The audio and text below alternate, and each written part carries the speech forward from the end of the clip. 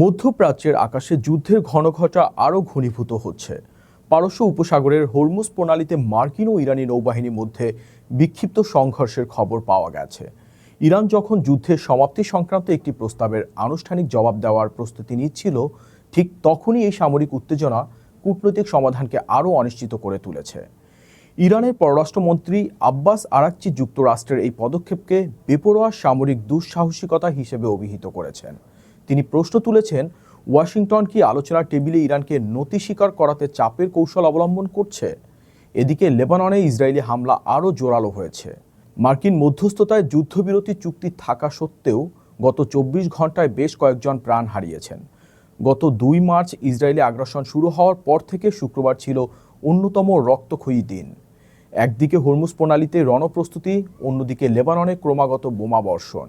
সব মিলিয়ে পুরো অঞ্চল এখন এক ভয়াবহ যুদ্ধের দ্বার প্রান্তে দাঁড়িয়ে। বিশ্ব নেতারা এখন তেহরানের আনুষ্ঠানিক জবাবের অপেক্ষায় রয়েছেন।